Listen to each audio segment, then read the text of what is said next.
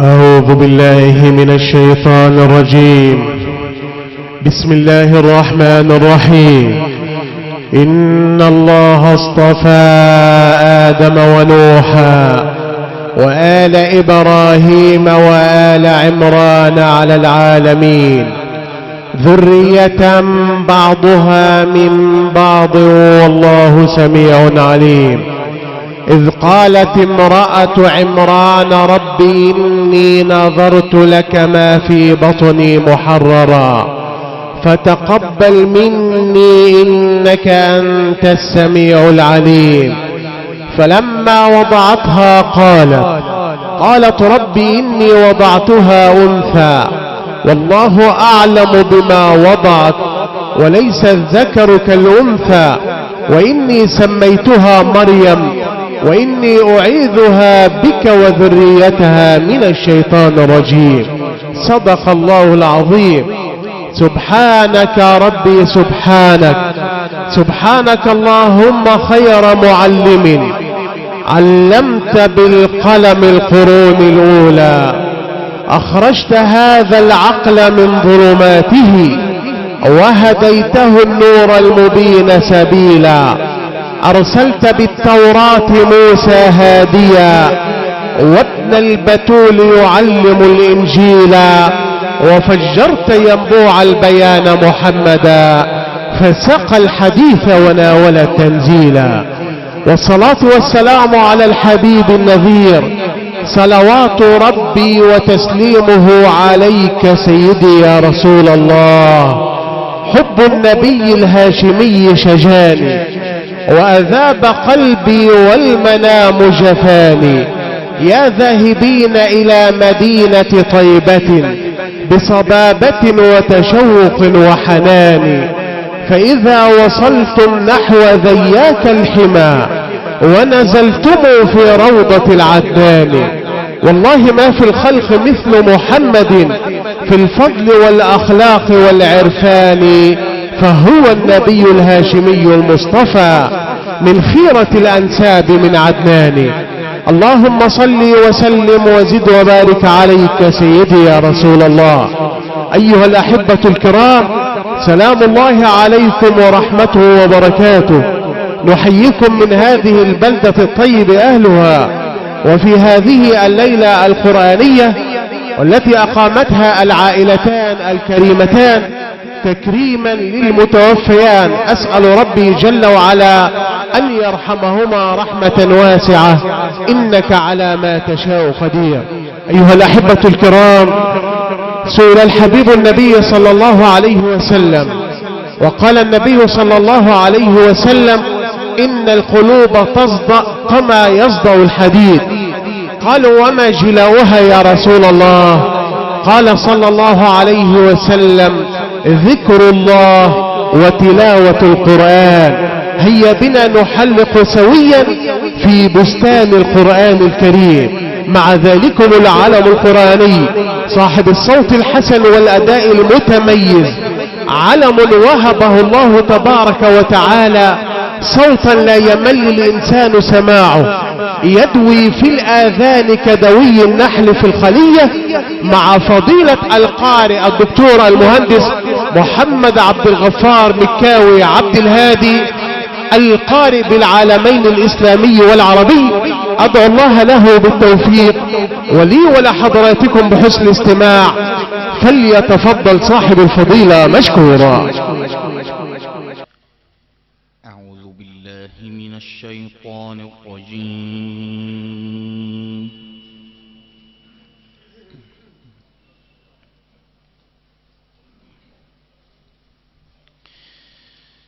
بسم الله الرحمن الرحيم.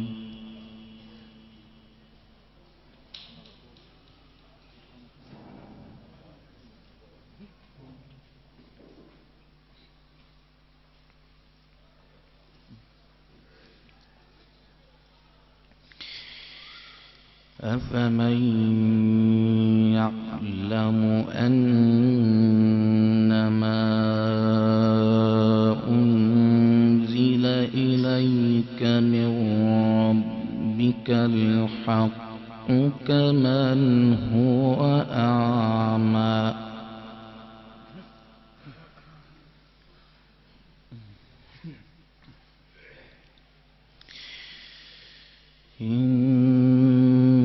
إنما يتذكر أولو الألباب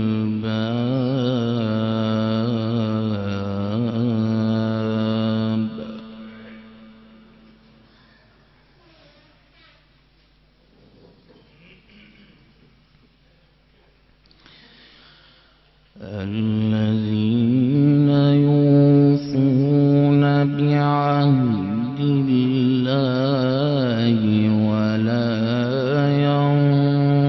ينقضون الميثاق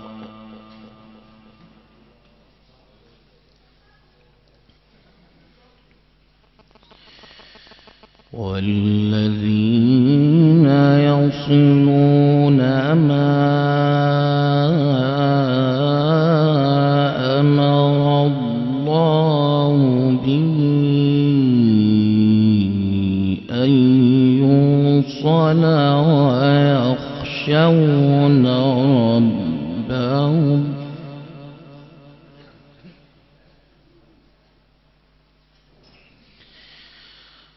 ويخشون ربهم ويخافون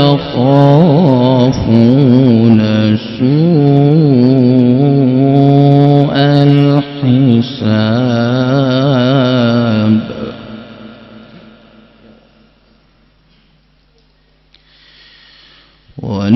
والذين صبروا ابتغاء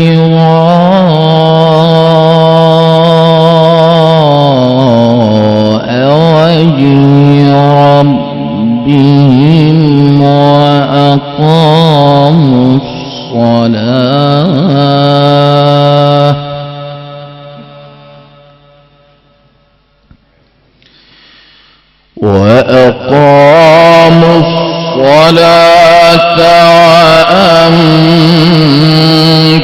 وأنفقوا مما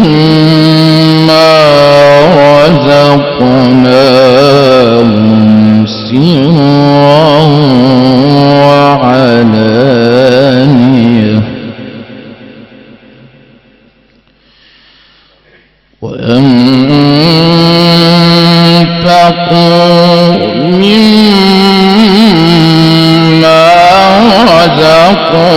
رزقناهم سرا وعلانية ويدرؤون بالحسنة السيئة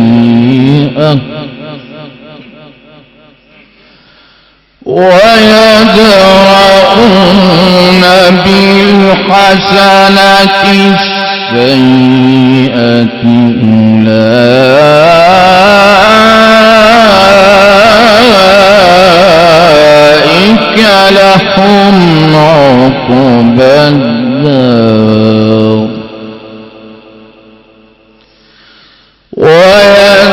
ويدرؤون بالحسنة السيئة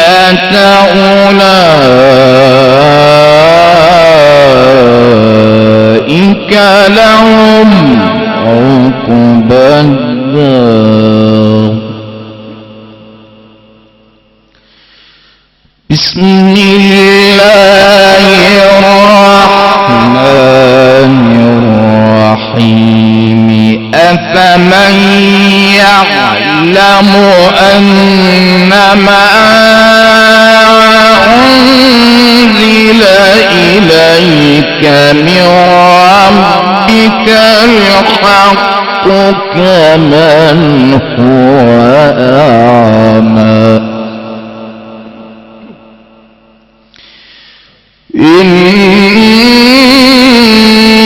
إنما يتذكر أولو الألباب الذين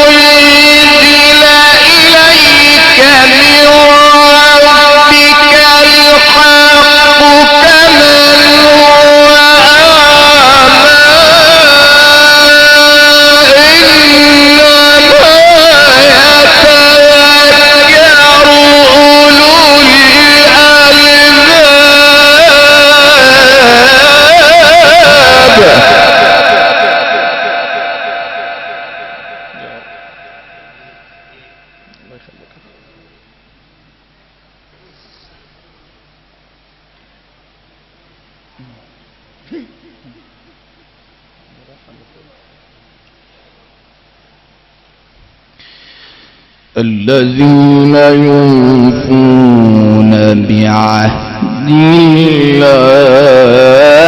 ولا ينقضون الميثاق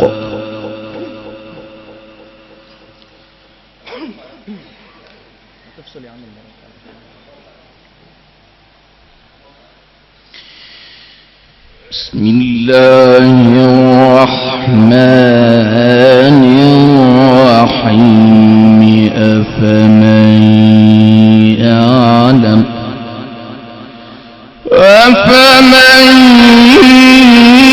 يعلم أنما أنزل إليك من ربك الحق كمن هو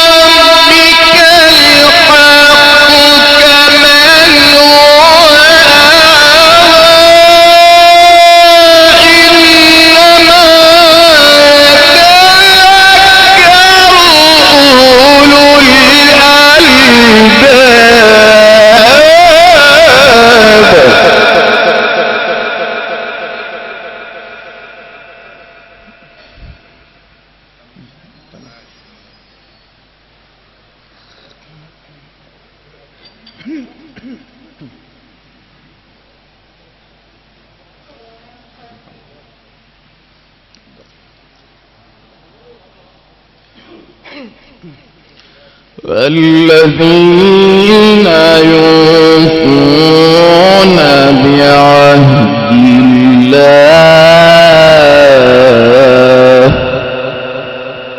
ولا ينقضون الميثاق والذين يصلون ما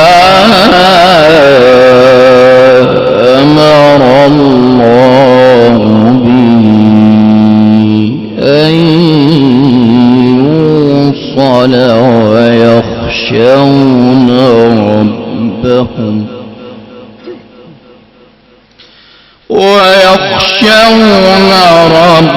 ربهم ويخافون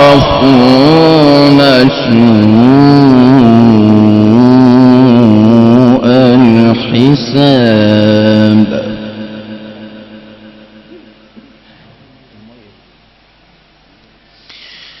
والذين والذين صبروا ابتغاء وجه ربهم وأقاموا الصلاة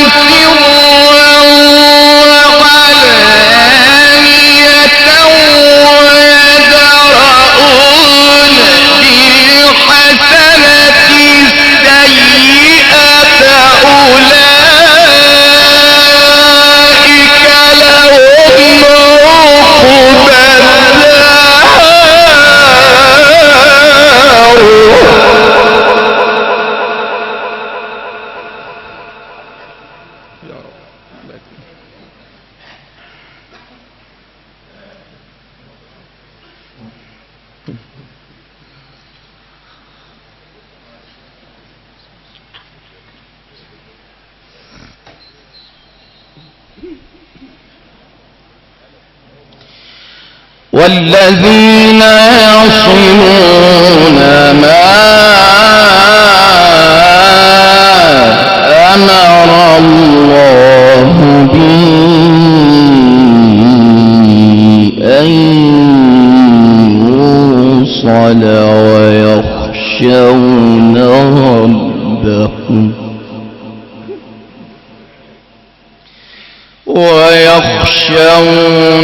ربهم ويخافون سوء الحساب والذين صبروا ابتغاء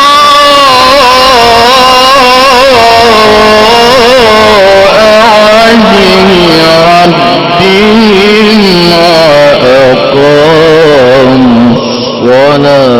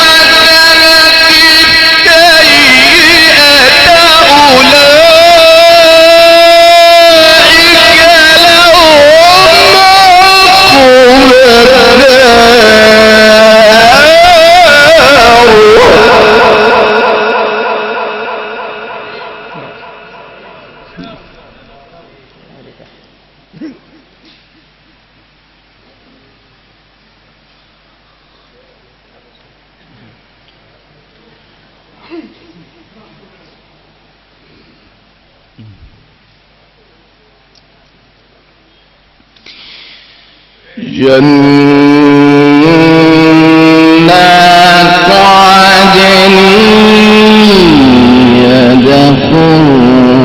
يدخلونها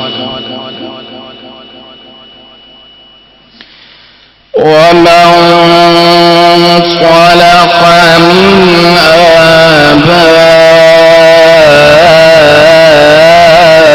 آبائهم وأزواجهم وذرياتهم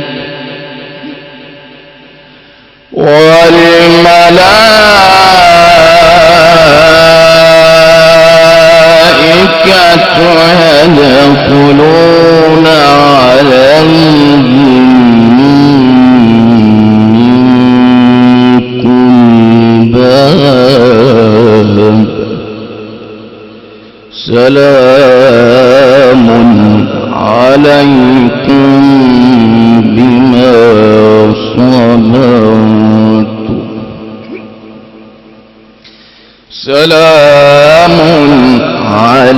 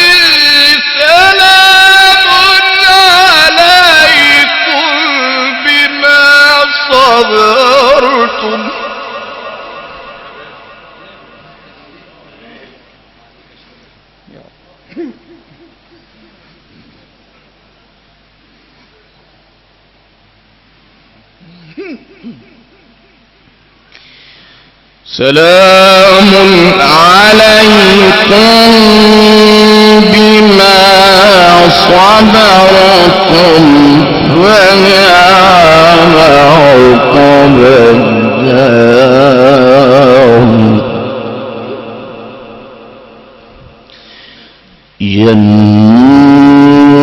جنات عدن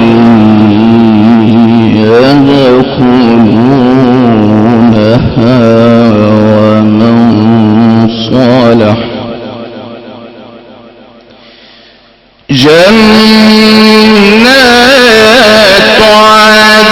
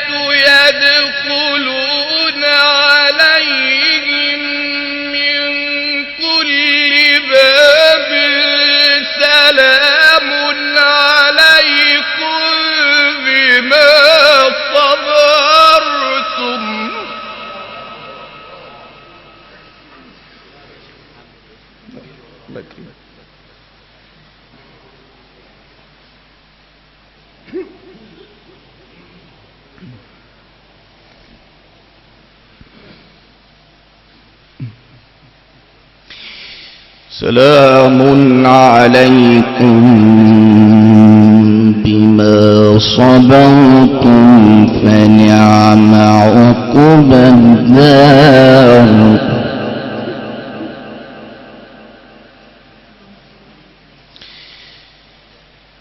والذين ينقضون عهد الله بعد ميثاقه ويقطعون ما أمر الله به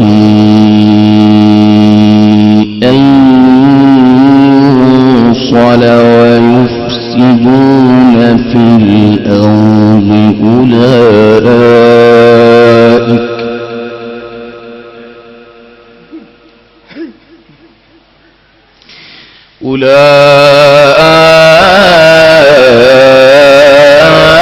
أولئك لهم اللعنة ولهم سوء الدار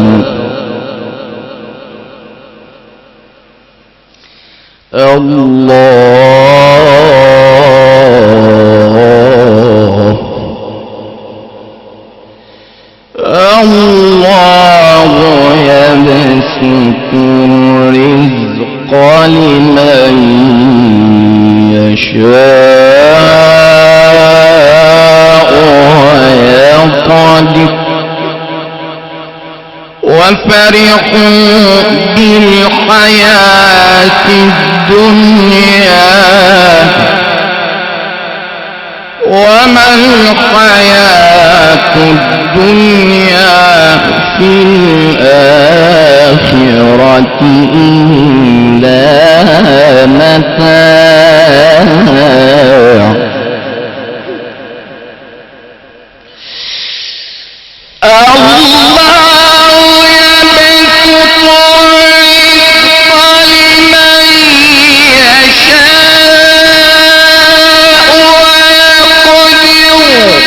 فرحوا بالحياة الدنيا وما الحياة الدنيا في الآخرة إلا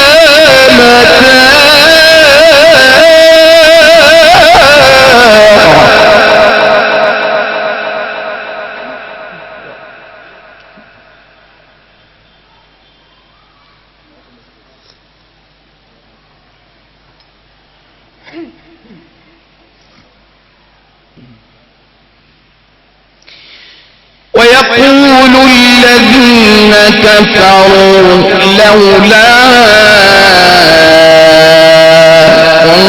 أنزل عليه آية من ربه قل إن الله يضل من يشاء ويهدي إليه من أناب. الذين آمنوا وتطمئن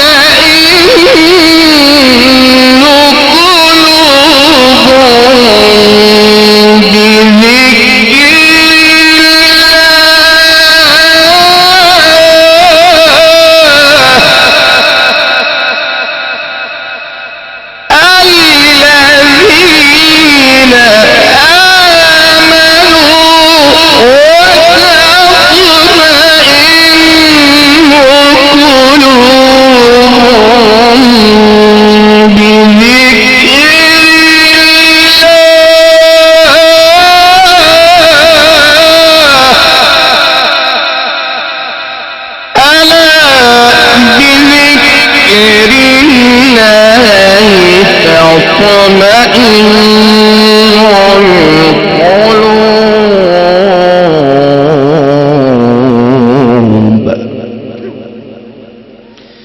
الذين آمنوا وعملوا الصالحات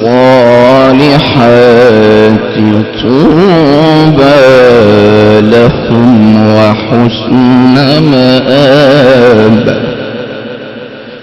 طوبى لهم وحسن مآب.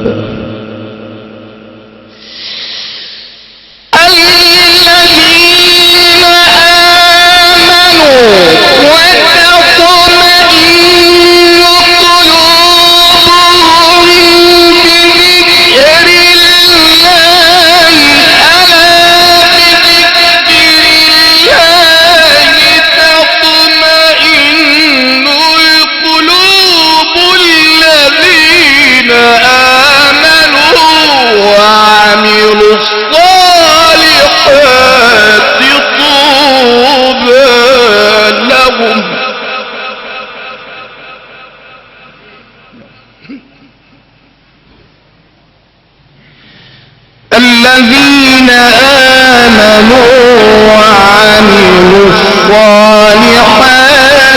طوبى لهم وحسن مآب.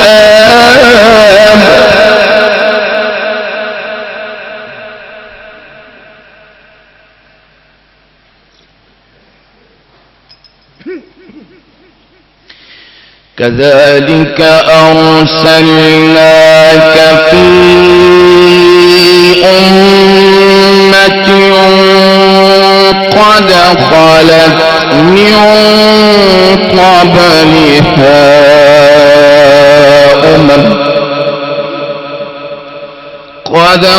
خلت من قبلها تتلو عليهم الذي أوحينا إليك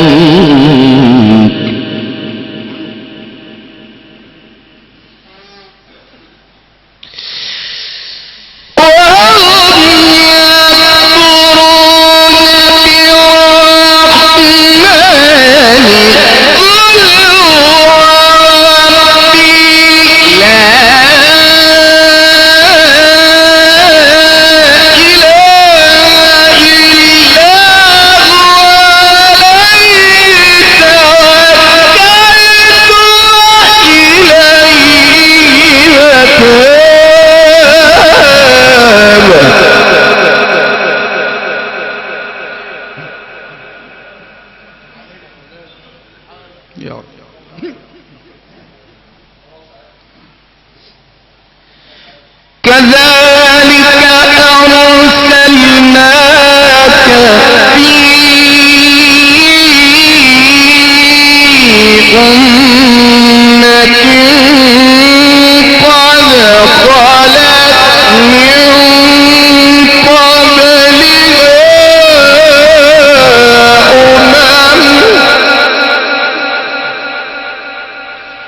قد خلت من قبلها أمم تتلو عليهم الذي أوحينا إليك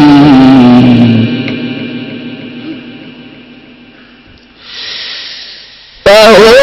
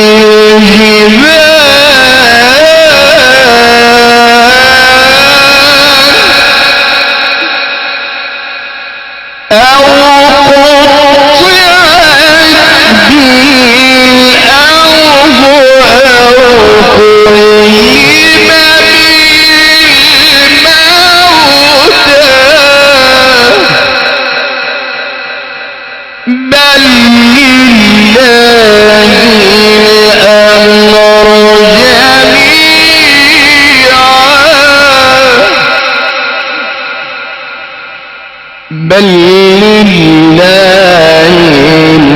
الأمر جميعا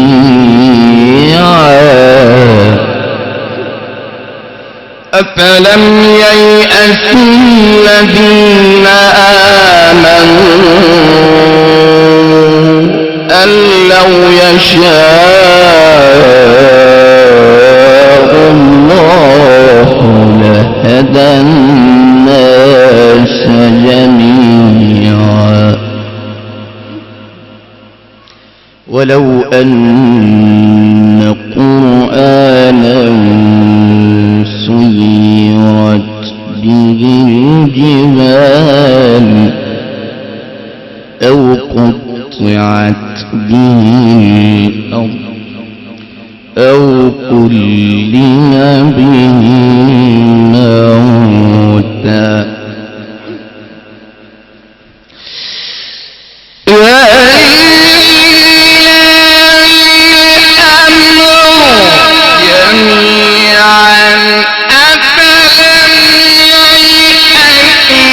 الذين آمنوا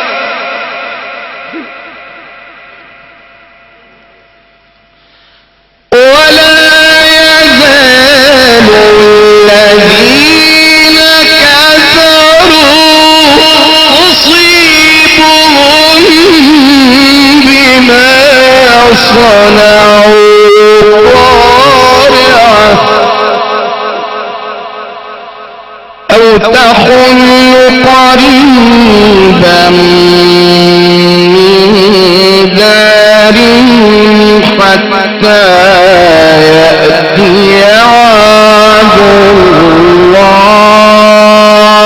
الله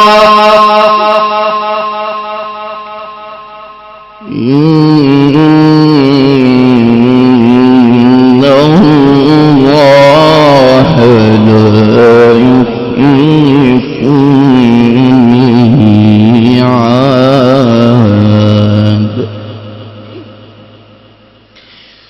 ولو أن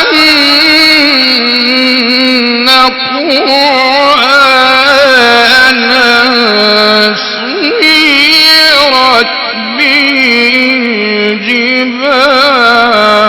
الجبال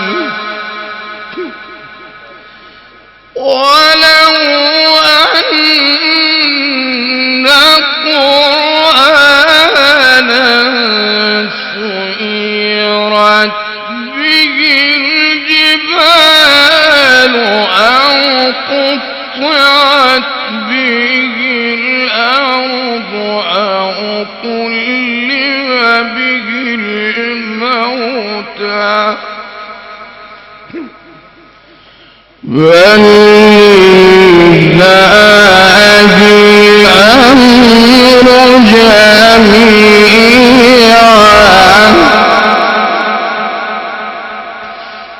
أفلم ييأس الذين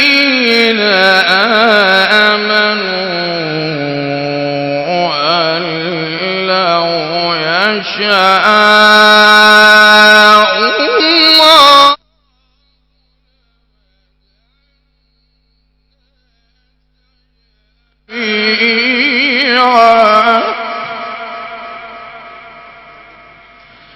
ولا يزال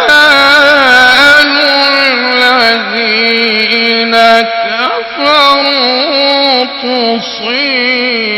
تصيبهم بما صنعوا قارعة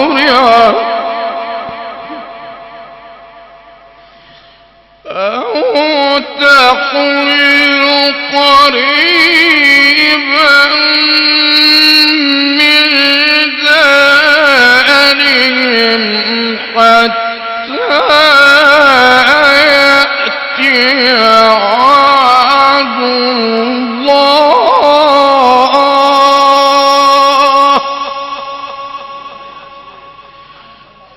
أو تحل قريبا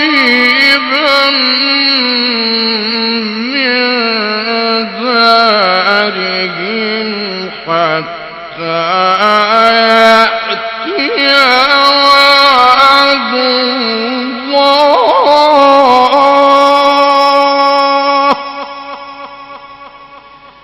إن الله لا يخلف الميعاد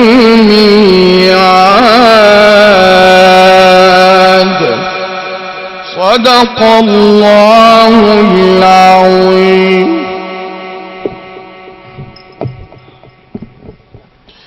الذين آمنوا وتطمئن قلوبهم بذكر الله، ألا بذكر الله تطمئن القلوب.